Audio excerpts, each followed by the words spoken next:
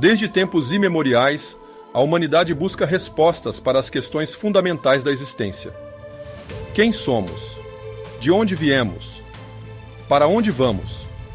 Enquanto a ciência explora o universo com telescópios e sondas espaciais, os ecos de um passado distante sussurram através das ruínas de civilizações antigas. Zecharia Sitchin nos convida a uma jornada extraordinária, uma reinterpretação radical da história humana baseada na crença de que não estamos sozinhos no cosmos. Preparem-se para mergulhar num mundo onde deuses e homens se entrelaçaram, onde tecnologia avançada floresceu na aurora da civilização e onde um planeta errante, Nibiru, orquestrou a dança cósmica que moldou nosso destino.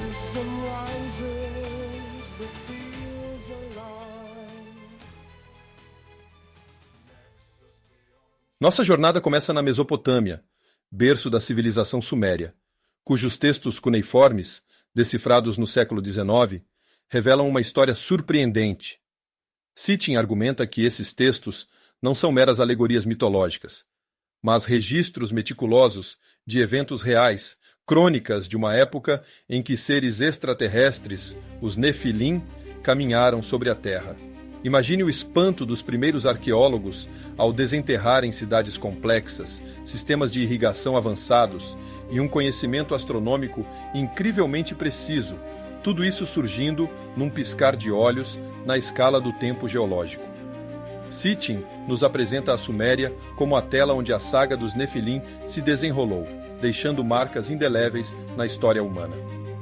No coração da narrativa de Sitchin está Nibiru, um corpo celeste com uma órbita elíptica de 3.600 anos, que o leva aos confins do Sistema Solar e o traz periodicamente para perto da Terra.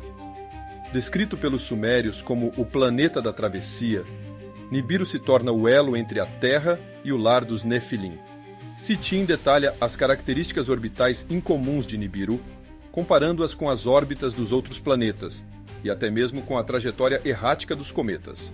Ele sugere que a influência gravitacional de Nibiru não só teria moldado a formação do Sistema Solar, como também teria desencadeado eventos catastróficos na Terra, incluindo o Grande Dilúvio.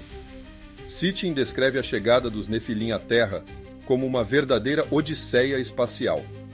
Viajando a bordo de Nibiru, esses seres avançados cruzaram as órbitas dos planetas exteriores, pousando finalmente nas águas do Golfo Pérsico.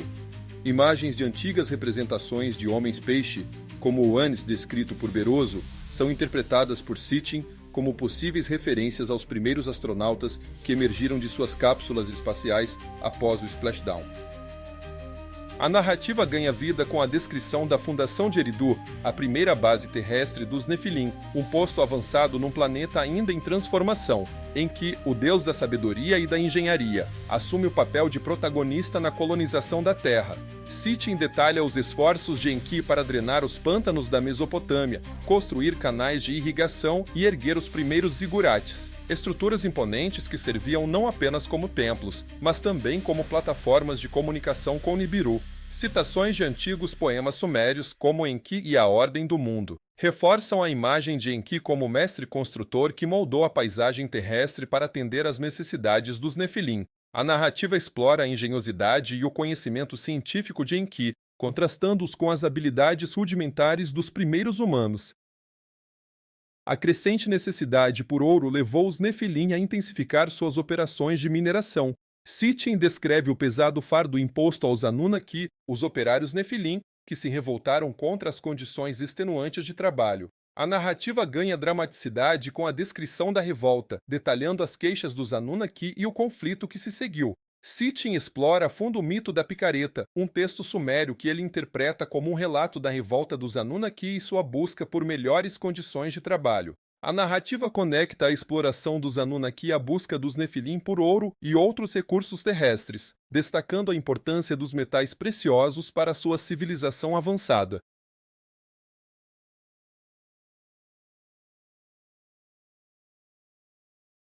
Diante da revolta dos Anunnaki, Enki propõe uma solução radical: criar um trabalhador primitivo, o Lulu, para aliviar o fardo dos deuses.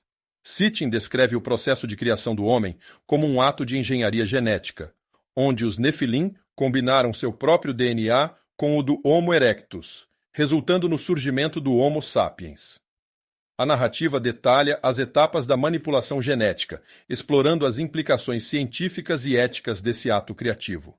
Sitchin analisa as diferentes versões do mito da criação presentes nos textos sumérios, babilônicos e bíblicos, destacando as semelhanças e diferenças entre elas e reforçando sua interpretação. A história bíblica do Jardim do Éden é reinterpretada por Sitchin à luz da intervenção dos Nefilim. O conhecimento adquirido por Adão e Eva com o fruto proibido representa, em sua visão, a capacidade de procriar, um presente concedido pela serpente que Sitchin identifica com Enki, o deus da sabedoria. A narrativa explora as motivações de Enki para desafiar Enlil e conceder aos humanos a capacidade de se reproduzirem, destacando o conflito entre os dois deuses e suas diferentes visões sobre a humanidade. A desobediência de Adão e Eva e a rápida expansão da humanidade desagradam profundamente a Enlil, que decide exterminar a raça humana. Para isso, ele aproveita a passagem de Nibiru, um evento cósmico que desencadearia um dilúvio devastador. Enlil opta por não alertar os humanos sobre o cataclismo iminente, impedindo que se preparem para a destruição. Sitchin explora detalhadamente os eventos que antecederam a catástrofe, relacionando-os à aproximação de Nibiru e sua influência gravitacional sobre a Terra. A narrativa inclui a construção de uma arca por Utnapishtim, o equivalente sumério de Noé, que age sob orientações secretas de Enki, um deus mais compassivo. Enquanto isso, os Nefilim, seres divinos, escapam do dilúvio em suas naves espaciais. Além disso, Sitchin examina evidências geológicas e climáticas que sustentam a ocorrência de um dilúvio catastrófico, reforçando a precisão e a relevância dos relatos antigos sobre o evento. Essa análise conecta mitologia, astronomia e ciência, oferecendo uma perspectiva única sobre o passado da humanidade. Após o dilúvio, os Nefilim retornam à Terra e decidem guiar os humanos sobreviventes, ensinando-lhes a agricultura, a domesticação de animais e a construção de novas cidades. Sitchin explora o surgimento das civilizações no Egito e no Vale do Indo, sugerindo que elas foram influenciadas pelos Nefilim como parte de um plano de dividir para conquistar. A narrativa analisa a arquitetura, os símbolos e os mitos dessas civilizações, destacando as conexões com a cultura suméria. Sitchin também discute o mito da Torre de Babel, interpretando-o como uma tentativa humana de restabelecer a comunicação com os deuses e a consequente diversificação das línguas como uma estratégia dos Nefilim para evitar a união da humanidade. Com a humanidade se espalhando pelo globo, os Nefilim instituem a realeza como um sistema de controle, nomeando reis humanos para governar em seu nome. Sitchin descreve a relação entre os deuses e os reis, analisando os textos e monumentos antigos que retratam a intervenção divina nos assuntos humanos. Ele explora as guerras e conquistas da antiguidade como reflexo dos conflitos entre os deuses e suas diferentes facções. A narrativa acompanha o declínio gradual da influência dos Nefilim, à medida que a humanidade se torna mais independente e os deuses se afastam dos assuntos terrestres. Com suas afirmações extraordinárias, nos desafia a reavaliar nosso passado e a contemplar as implicações para o futuro. A obra de Sitchin, embora controversa, desperta nossa curiosidade e nos convida a explorar os mistérios da história humana com uma nova perspectiva.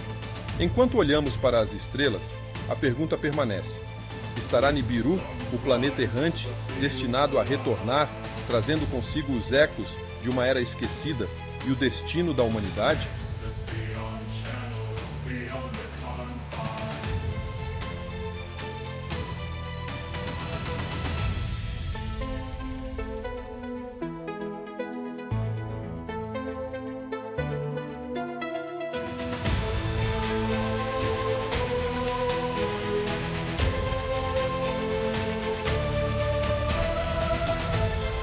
Wisdom rises, the fields are lined. Next us beyond channel, beyond the confines.